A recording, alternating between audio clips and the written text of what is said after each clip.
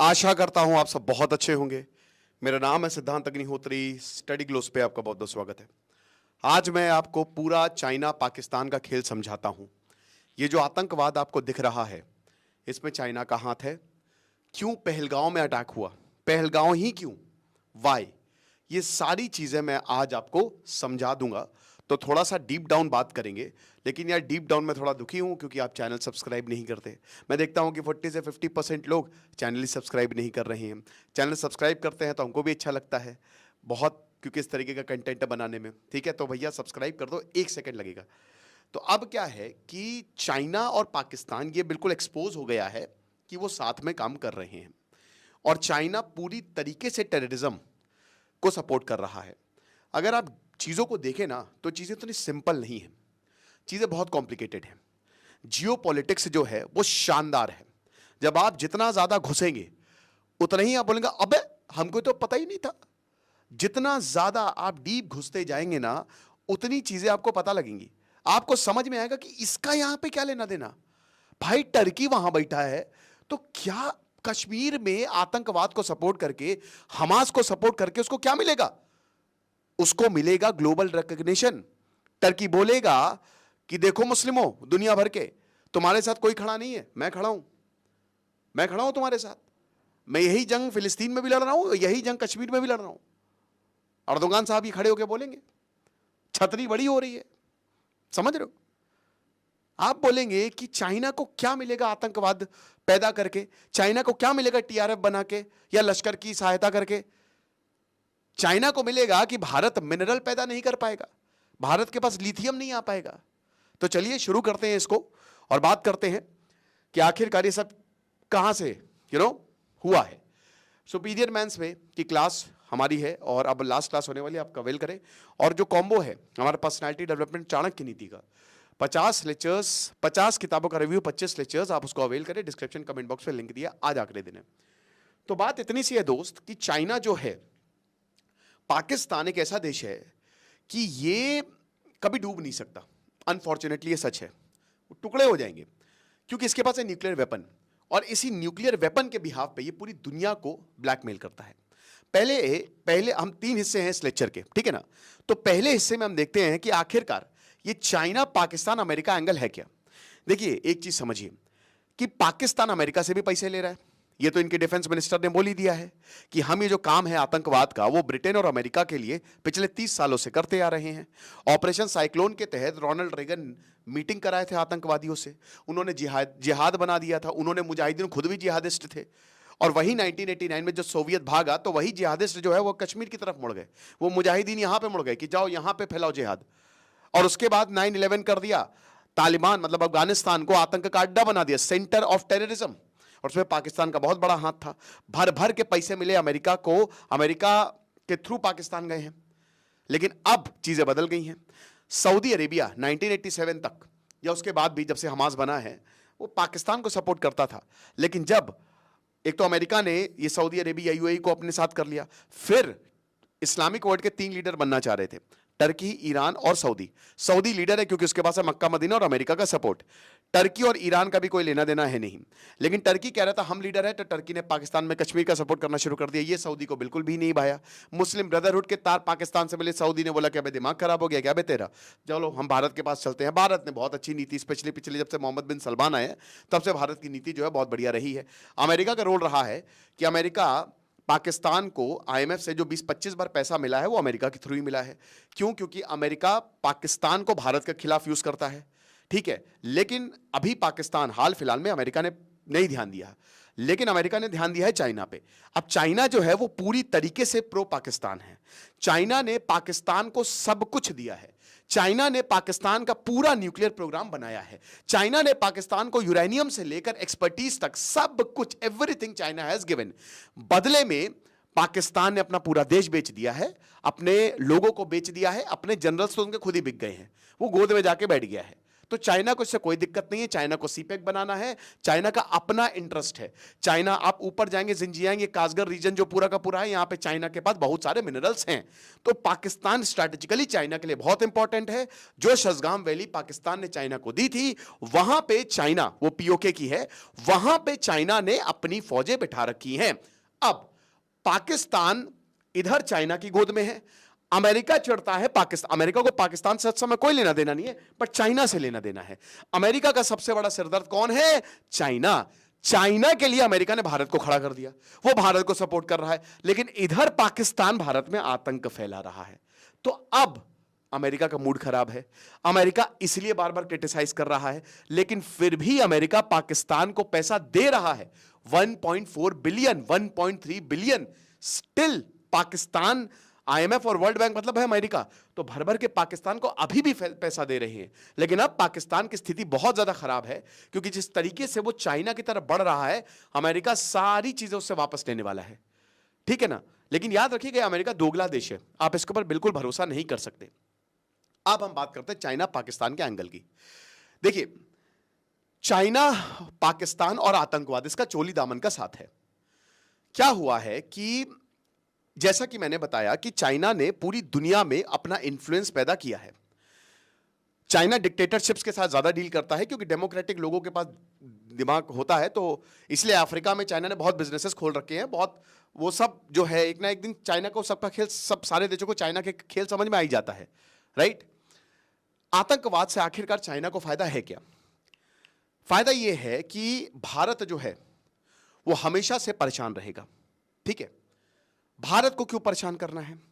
क्योंकि चाइना नहीं चाहता कि कोई और कंपटीशन पूरे एशिया में उसके अलावा आए, वो भारत को मानता ही नहीं है। जिस तरीके से अमेरिका बढ़ावा दे रहा है भारत को, और पूरी दुनिया भी बढ़ावा दे रही है, और भारत खुद भी बहुत तेजी से डेवलप करता जा रहा है। अब वो चाइना के बराबर अभी तो नहीं आएगा, टेक्नोलॉजी में बहुत पीछे है, लेकिन एक ना एक टाइम आ ही जाएगा वो, और उससे बड़ा भी बन जाएगा। चाइना को ये बड़ा गेम समझ में आ रहा है, ठीक है ना। दूसरी चीज ये है कि पाकिस्तान के थ्रू, पहले कश्मीर मुद्दा था, तो पाकिस्तान के थ्रू उसको लगता है कि आतंकवाद फैलाएंगे तो भारत इधर ज्यादा इंडल्ज रहेगा। कश्मीर मुद्दे की जहां तक बात है, तो आप देखिए पूरी दुनिया जो है ये मान गई है, पूरी दुनिया को कश्मीर से कोई फर्क नहीं पड़ता, भारत इसमें बहुत कामयाब हुआ है। अब पूरी दुनिया ने हथियार डाल दिए हैं, पूरी दुनिया भारत को सपोर्ट करती है। इनफैक्ट पूरी दुनिया का यह मानना है कि पाकिस्तान ने जबरदस्ती कश्मीर को ऑक्यूपाई करके रखा है।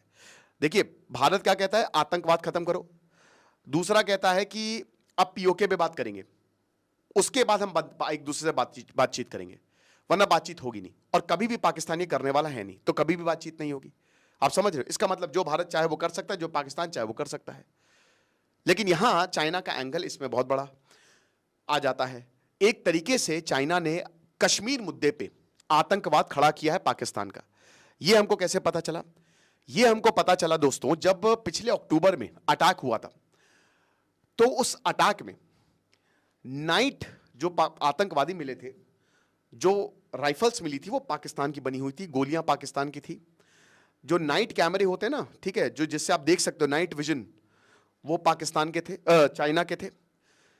ये आतंकवादी ग्रुप चाइना से अपने हिसाब से चीजें बनवाते हैं। बंदूक बना दो, ओके सर।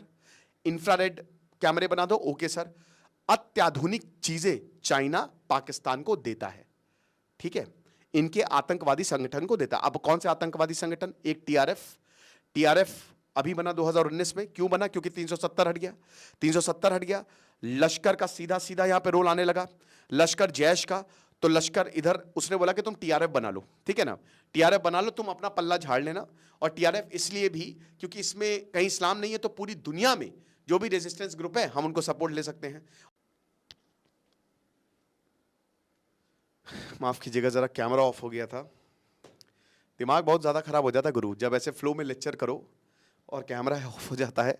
एनीवे, तो यहां पे क्या हुआ कि जो पाकिस्तान है, मैं कहां था, मैं भूल भी गया। तो जो चाइना, यहां पे इधर द रेजिस्टेंस फ्रंट जो है वो लश्कर का है, और ये एंटी फासिस्ट जो फासिस्ट फ्रंट है वो जैश का है, ठीक है ना।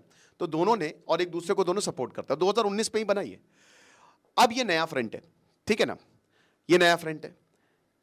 इसको चाइना का जबरदस्त सपोर्ट है, लेकिन इसको चाइना का सपोर्ट तब और ज्यादा मिल गया जब ये खबर आई देखिए, चाइना ने क्या किया, एक खबर आई थी पिछले साल। खबर ये आई थी कि ये वाला जो एरिया है ना, यहां पे भर भर के लाखों टन्स ऑफ लिथियम मिला है, और अगर भारत इसको निकाल लेता है तो कमाल हो जाएगा। पीओके में भी मिला है, पाकिस्तान के खिलाफ पीओके में प्रोटेस्ट हो रहे हैं, क्योंकि पाकिस्तान को माइनिंग राइट्स चाहिए। वो पाकिस्तान को नहीं चाहिए दोस्तों, वो चाइना को चाहिए। ठीक है, चाइना को चाहिए सारे लिथियम, सारे मिनरल्स। रियासी में यहां बहुत बड़ा एक माइनिंग रिजर्व यानी कि लिथियम मिला है। अब वो है, रिजर्व है, अभी तक निकाला नहीं गया है, क्योंकि वो टेक्नोलॉजी हमारे पास नहीं है। अब चाइना को ये पता चला। अब जब यहां पे टेक्नोलॉजी पास नहीं है तो हम क्या करें? हम क्या कर सकते हैं? टेक्नोलॉजी लेने के लिए भारतीय सरकारों के पास जो सरकारी कंपनियां हैं उनमें प्राइवेट को घुसाओ। तो आपको याद होगा कि मिनरल्स जो रूल्स है उसको अमेंड कर दिया गया था, उसमें प्राइवेट आ गए थे। अब यहां पे ये टेक्नोलॉजी है ऑस्ट्रेलिया के पास, तो भारत गया ऑस्ट्रेलिया के पास। भारत ने बोला साहब आएंगे? बोला बिल्कुल आएंगे, आ जाइए। चाइना की जल गई कायदे से, चाइना डर गया। क्यों? क्योंकि पूरी दुनिया का लिथियम चाइना के पास है।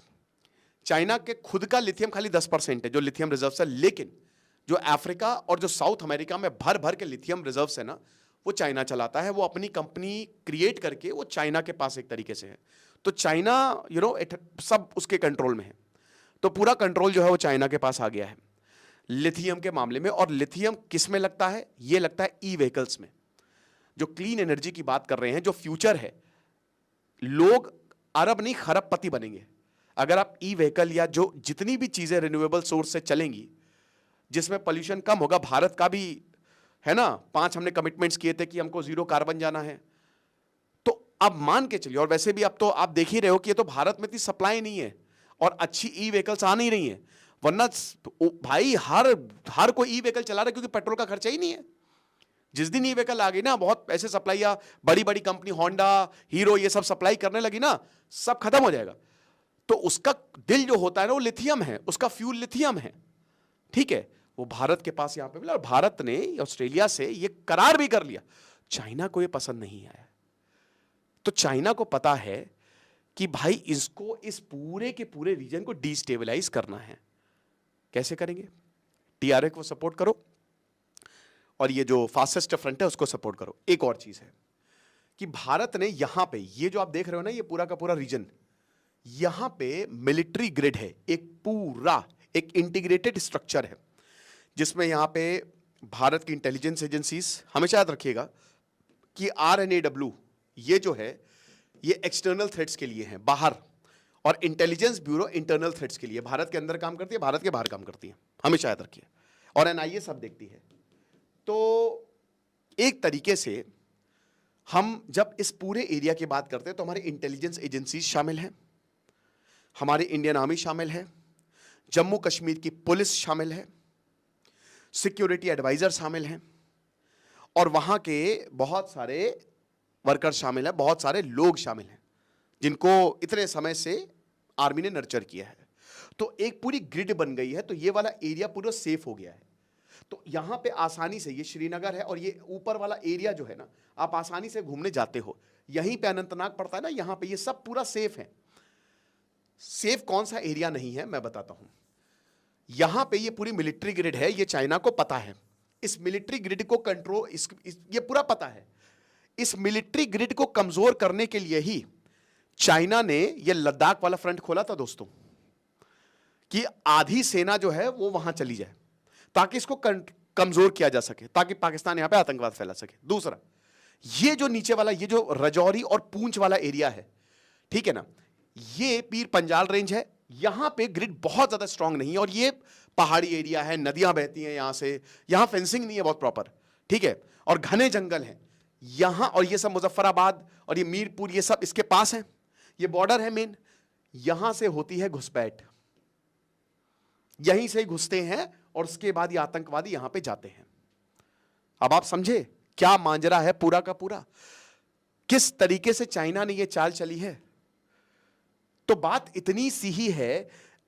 अब यहां पे भी ग्रिड बहुत तेजी से काम कर रही है, आर्मी यहां पे लगी हुई है। जो हम कह रहे हैं टूरिज्म खत्म हो गया दोस्तों, अब और ज्यादा सिक्योरिटी हो जाएगी। इधर पे भी पूरे कश्मीर में भयंकर ग्रिड होगी, परिंदा भी पर नहीं मार सकेगा, अब और ज्यादा सिक्योर। हालांकि अभी 40 टूरिस्ट स्पॉट्स बंद कर दिए गए हैं, समझ रहे हैं? ये पूरा खेल है। इस तरीके से चाइना जो है ना मैनिपुलेट कर रहा है, और हम किसके पीछे भाग रहे हैं? पाकिस्तान के पीछे तो भागे, बट चाइना को भी सबक सिखाना है। तो सबसे पहली बात तो हमको पीओके में ऑलरेडी प्रोटेस्ट हो रहा है, लेकिन यहां सिक्योरिटी बहुत जबरदस्त करनी है, और यहां लोगों को अपने कॉन्फिडेंस में लेना है। लोकल सपोर्ट है, सब नहीं है, लेकिन कुछ है ना भी। ओवरग्राउंड वर्कर्स के बिना तो ये नेक्स्ट टू इम्पॉसिबल है। लोगों को अपने कॉन्फिडेंस में लेना है, जो कि हो रहा है धीमे धीमे, डेवलपमेंट एरिया का हो रहा है, तो अपने आप ये चीजें खत्म हो जाएंगी। यही है। आपको क्या लगता है मुझे कमेंट बॉक्स में बताइएगा। खुश रहिए, पढ़ते रहिए। दिस इज सिद्धांत अग्निहोत्री साइनिंग ऑफ।